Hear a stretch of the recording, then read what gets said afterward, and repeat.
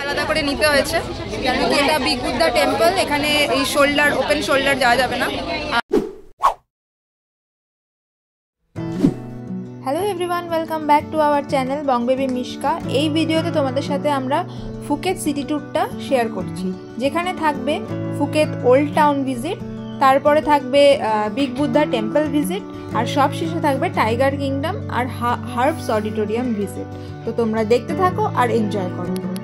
ফুকেত old town visit শুনে আমার প্রথমে মনে হয়েছিল কেনই বা আমরা এখানে আসবো আর কেনই বা এই রোদে পুড়ে পুড়ে আমরা এখানে থাকবো, কিন্তু এসে ব্যাপারটা পুরো পাল্টে গেল।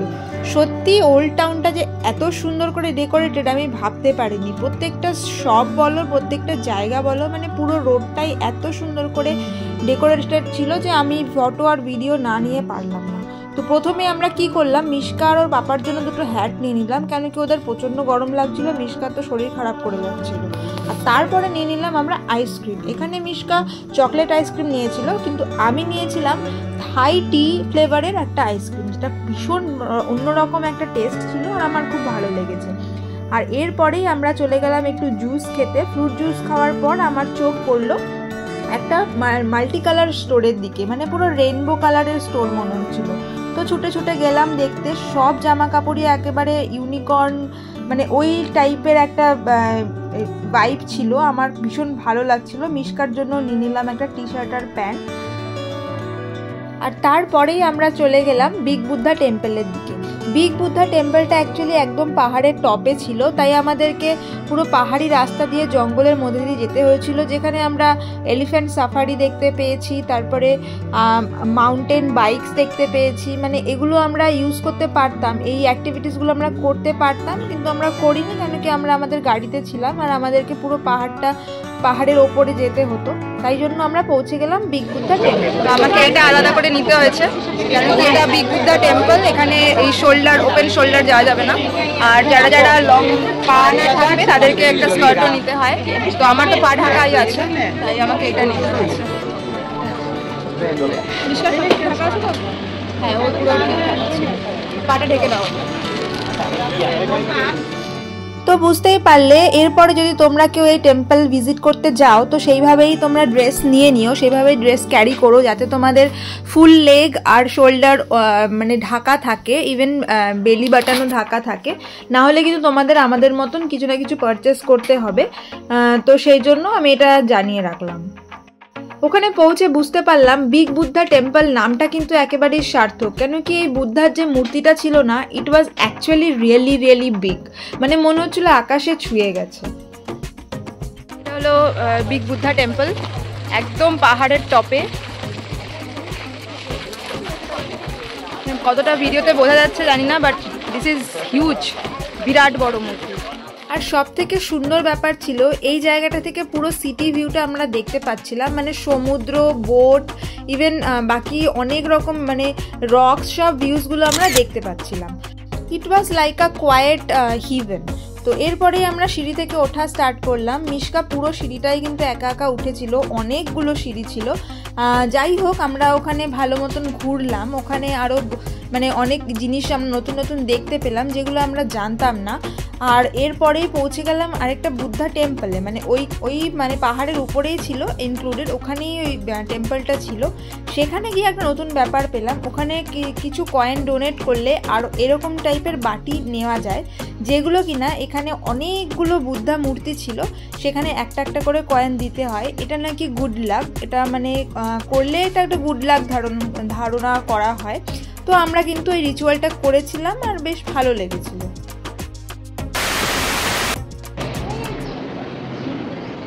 আমরা কোথায় চলে এসেছি মামা? Tiger kingdom. আমরা টাইগার কিংডমে চলে এসেছি। We were eagerly waiting for this place, মানে আমরা অনেক দিন ধরেই ভেবে রেখেছিলাম যে কখন এই টাইগার কিংডমে পৌঁছবো। প্রচুর ভিডিওস অ্যান্ড ফটোস দেখেছি, আর মানে এতটাই এক্সাইটেড ছিলাম এই জায়গাটা যাওয়ার জন্য। ফাইনালি আমরা পৌঁছলাম এবং ঢুকতে পারলাম। ঢুকেই কিন্তু বাঘ মামাকে দেখতে পেয়ে গেছিলাম, মানে এখানে ভেতরে প্রচুর টাইগার ছিল, মানে বড় থেকে ছোট। আমার আর মিশকার জন্য দেওয়া ছিল স্মলেস্ট টাইগার। তো স্মলেস্ট টাইগার আমরা এক্সপেক্ট করেছিলাম যে এই পুচকিগুলোকে হবে, তো আমরা খুব মানে আশা করেছিলাম যে এই পুচকিগুলোর সাথে খেলা করব, ওদেরকে দুধ খাওয়াবো, কিন্তু আলটিমেটলি সেটা হয়নি। মানে স্মলেস্ট টাইগার বলা হয়েছিল, কিন্তু অ্যাকচুয়ালি মিশকা আর আমাকে যে সাইজটা দেওয়া হয়েছিল টাইগারের সেটা ছিল এরকম, যেটা কিনা আমার একেবারেই স্মলেস্ট মনে হয়নি। আর যেহেতু আমি বেবি নিয়ে গিয়েছিলাম, মানে মা আর বেবিকে মানে আমাদের দুজনকে একসাথে ওখানে যেতে দেওয়া হয়েছিল, আর সেই জন্য এই টাইগারটা মানে পার্টিকুলারলি একটু বেশি ল্যাথ করছিল, মানে একটু বেশি ঘুমোচ্ছিল, আর একটু নড়ে চড়ে উঠলে তো মোটামুটি আমার অন্তরাত্মা শুকিয়ে গিয়েছিল। কিন্তু মিশকা কিন্তু একদমই ভয় পায়নি, ও লিটারালি বসে বসে ওখানেও পোজ দিয়ে গেছে আর ওই টাইগারকে আদর করে গেছে, ইভেন ও কিসিও করেছে টাইগারকে, তোমরা ভাবতে পারছো। যাই হোক, কিন্তু এদিকে হয়েছে অন্য ঘটনা, মানে ওর পাপা আর আমার ফ্রেন্ডস ওদেরকে কিন্তু একটা বিগ টাইগারের প্লেসে ঢুকে দেওয়া হয়েছিল, যেখানে কিনা টাইগারটা হঠাৎ করে উঠে বসে যায়। তো বুঝতেই পারছো সবার হাল কিন্তু খারাপ হয়ে গিয়েছিল, যদিও এরা হার্মফুল নয়, তোমরা বুঝতেই পারছো দেখে, মানে কিছু তো একটা ড্রাগ অ্যাডিক্টেড বা কিছু তো করা হয় যার জন্য টাইগারগুলো মানে খুব মানে নিস্তেজভাবেই থাকে।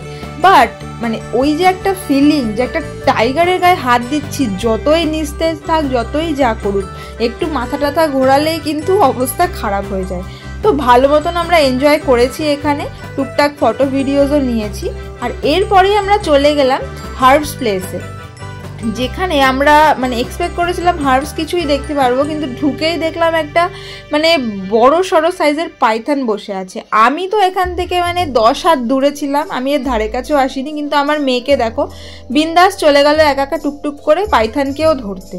তো ও মানে পুরোপুরি সাহস পায়নি যে হট করে ভালোভাবে ধরে নেবে, ও ট্রাই করছিল হালকা হালকা ধরার, ওকে বাকিরা মানে হেল্প করছিল যাতে ও ধরে এনজয় করতে পারে, বাট ও একটু হালকা ভয় তো পাচ্ছিলই।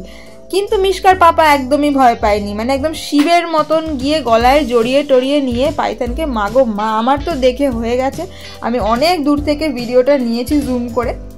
তো যাই হোক, এই ভিডিওটা কিন্তু এই অবধি ছিল, সিটি ট্যুর ব্লগটা আমি এখানেই শেষ করছি।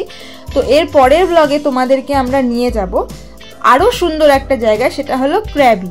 তো দেখা হচ্ছে নেক্সট ব্লগে, তোমরা কিন্তু আমাদের সাথে থেকো এইভাবেই। Thanks for watching.